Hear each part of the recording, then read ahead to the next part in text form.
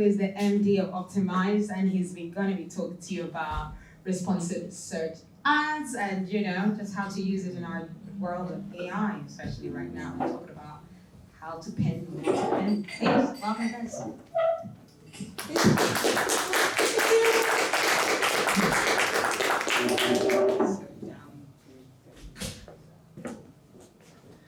Hey everybody, thank you very much. I can assure you that this is the only reference to Shakespeare during the whole thing, because I didn't pay any attention at school to that stuff, so I know nothing about it. So it's the only bit that makes reference to Shakespeare. So first of all, Des Calton, I'm the managing director of a company called Optimised.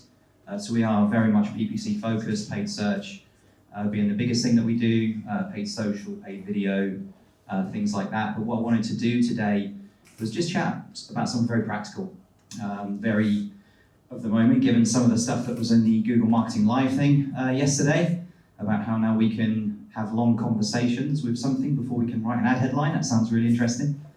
Not. But I wanted to start this off by just asking a question, just to get some reference in the room to how long people have been involved. So as a show of hands, is there anyone in the room who actually was working with Google Ads when we had one 25-character headline and two 35-character descriptions? There's a show of hands. Yep.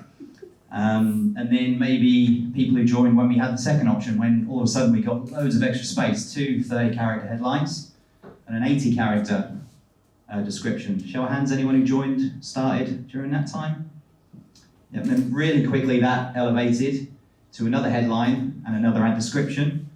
And now, just as again a show of hands, who started when it was responsive ads with 15 headlines, 4 ad descriptions? Who started in Google Ads at that time? Okay, so I don't know about you, but I'll just go back up the other one first. I started when it was 25-character headline, and we had to really squeeze. You had to really work to get an ad to fit into that gap. It changed quite quickly once we got into extended or expanded text ads. The responsive ad thing then came quite quickly. Now, I don't know about you, when that came along and we had 15 headlines, it was like, well, what on earth are we going to fill these things with? We used to manage with like one 25-character headline. So what we've got now, 15 headlines, 4 ad descriptions. So Google Ads can do its magic, mix it all around, and come up with, this is apparently what you can do, 43,680 different variations with one responsive text ad, which sounds fantastic. But what would we done before with our text ads? We'd have tested them. We'd have wanted them to have a certain amount of impressions and a certain amount of clicks before we made decisions on whether it was good or not. This is theoretically, with 43,000 impressions, each ad could have been unique. So each version of that ad could have had 1 impression. So if we think to ourselves, well, what do we want? A minimum of 100 impressions to give us a bit of an idea of how that ad's performing. So that number would change quite drastically if we times that by 100, so that's 4.3 million impressions. But then obviously we don't just test our ads with impressions, we test our ads with clicks. So some people might have click-through rates of 1%, 2%, 5%, 10%, whatever it may be, but to then drive a number of clicks to make assessments about how well these ads work is a massive amount, which is pretty unrealistic for a lot of small businesses. It's pretty unrealistic for quite a few medium-sized businesses as well when you think about it. So what we wanted to chat about, or what I wanted to chat about today, was our approach and how that's adapted and what we're doing now with responsive text ads. I'm going to chat through today a bunch of things that we're doing. Obviously, anyone who's at the lunch today would have heard me say this over and over. One size doesn't fit all. So obviously I appreciate that depending on all sorts of things can be quite different. But as a bit of a guide, this is what we're doing, and I'll show you a few examples of how that's working. So how we're working at the moment is we're coming up with some themes of what these headlines are going to look like. So the theme might be keyword focused, obviously quite an important one. Benefit driven, something else very important. Brand messaging, price driven. We use some things as well. the thing that I'm talking about today, we work in the finance space. So we're going to talk about security, peace of mind, things like that. In ad copy, social proof, recommendations, star ratings, things like that. Comparison is an important thing in finance, particularly if we're on the competitor side, bidding on competitors, we're going to try and get people to compare. And convenience, again, depending on what the audience is, who the audience are, is convenience an important factor to them. So we split our headlines into 8 different categories. We do a similar thing then with the ad descriptions. Obviously, you've got a lot more characters to work with here, so we can bring some of these together. So we're going to look at in insurance, for instance. This is what this is based on, benefits and the specific type of vehicle or policy. So the ad description is going to talk about that, will address the keyword as well, but also what the benefits of the policy along with the vehicle type. Again, we're going to talk about price, obviously very important to everybody. We want to make sure that there's space for brand messaging, that's always important. And again, security, social proof, comparison. So this is then just a bit of an example of how we then take that mixture of headlines and descriptions in their themes and how we'd apply them into different kind of scenarios. So the first one being on, for a brand search account. Key thing here is going to be brand messaging. So we're going to look to pin variations of that brand messaging in position 1. Position 2, or unpinned, we're going to talk about benefits, because I'm a big believer in making sure we talk about the benefits over features. Unpinned as well then, next version would be price. Price is always important. If people are searching brand, we want to convey the value. And then finally, in that example, we go for some social proof. Again, 9 out of 10 customers recommend, things like that. So this is a version that we would look to use on a brand account. So we're going to pin things in position 1. Generally, I prefer not to pin anything when it comes to headlines in positions 2 and 3, to give Google that option to then rotate around. We're going to look at ad strength on that in a minute. And then we're going to look at potentially mixing things up with price and social proof. So then the example on an account where we bid against competitors. Here what we're going to look to do is initially we want to convince them to be comparing. Don't go and auto-renew. Make sure you compare before you auto-renew. If we're going to get them to compare, price is probably going to be quite important. To try and sway that. So we're going to talk to them about price. And then again, social proof. We want to make sure if they're going to consider it, we want to make sure that they see things that make them know that it's something genuine, it's something potentially valuable. And again, if we're going to get them to compare, let's make sure they know this is easy, quick, simple, we can do this for you nice and easy. So then there's a few different versions that we have where certain accounts that we work on are of a higher value. So the insurance company we work for does a lot of specialist stuff. So one of the highest value things they have is classic cars. So what we think about here, we want to convey the brand and the keyword in position 1, because the brand is very well known in that space. We then move on to, rather than looking at things like price, because this is something that the user is very, it's a bit different. They're not looking for something cheap. They might have a classic car that they've worked on every weekend for 20 years of their life. It isn't something that it's quick, cheap, and convenient necessarily for that. It's something they need protection. So we're going to talk with a security tone of voice. Peace of mind is something we use quite a lot. Going to talk about the benefits, because again, if it's something that is worth that much to them, they need to make sure that the cover has all the benefits they need.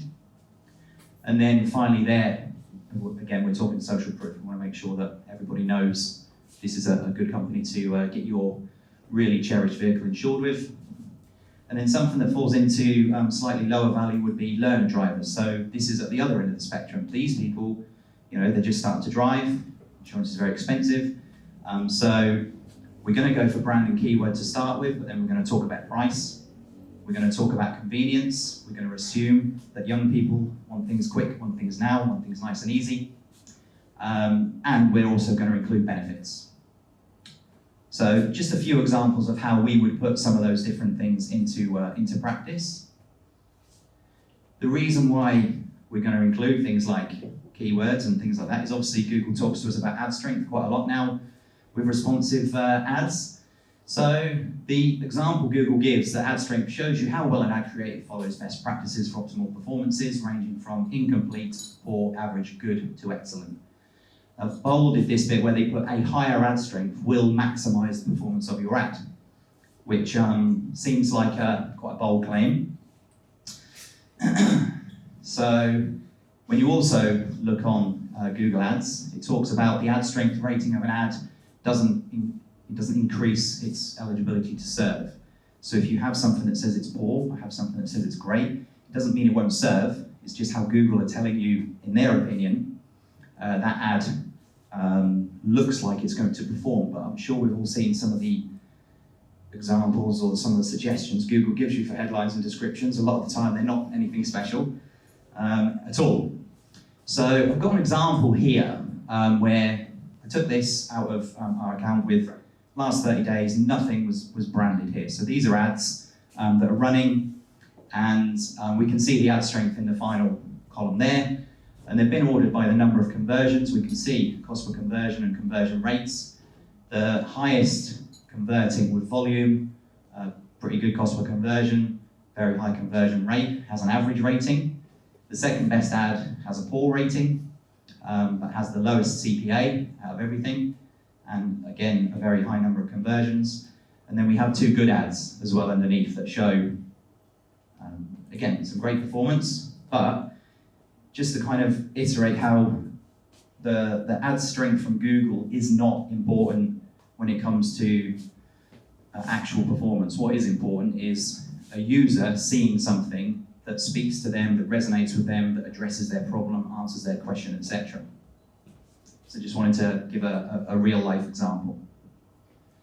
And this is what poor ad strength would show. So it was showing on that particular ad, it had 12 out of 15 headlines and 4 descriptions, and it wanted more keywords in the descriptions, and it wanted to add more unique headlines or unpinning of some assets. Because in this example, we are pinning things, we're pinning headlines, we're pinning descriptions, but we pin them slightly different. Heard of quite a few different things about pinning, where some of the things I've heard and some of the talks and things I've listened to, people talk about pin this in 1, pin this in 2, and pin this in 3 for the headlines, pin this in 1 and pin this in 2 for the descriptions. But to me it seems a little bit counterproductive when, for instance, if you're pinning 2 different versions of the thing you must include in description 1, you don't then need to pin the next 2 in position 2 because they can't go anywhere else. So this is why, you know, we talk about the first 2 to 4 headlines we're going to include, must include information that must be there. Again, in that sort of structure that we showed you earlier of how those different headline themes work. So 2 to 4 headlines, pin in position 1 with what we must include. If possible, in position headlines 2 and 3, don't pin anything. Have those other variations of things in there to mix around, if possible. But if you do have to have something that you definitely want to make sure does also appear in position 2 as well, of course, one size doesn't fit all, do that. But don't pin anything in position 3, because again, why pin something where it's always going to go there anyway with what's left over? It just seems counterproductive, and if you're pinning one less thing, maybe Google's ad strength doesn't get so upset with you. Similarly, when we go into the descriptions, pin 2 different descriptions into description number 1, but don't pin them, don't pin anything in position 2, basically. Again, because we don't need to pin anything in position 2, because it can't go anywhere else. So, just as a few examples, so again, with how we've themed those headlines and how we've themed those descriptions, that can fit to whatever anyone else, whatever brand, whatever customer, whatever you must include. If you've got compliance things and various things like that, you can use that structure however you want, but think about how a structure like that, how you could use a structure like that. Again, understanding that not one size fits all. And yeah, that's about everything for me on that.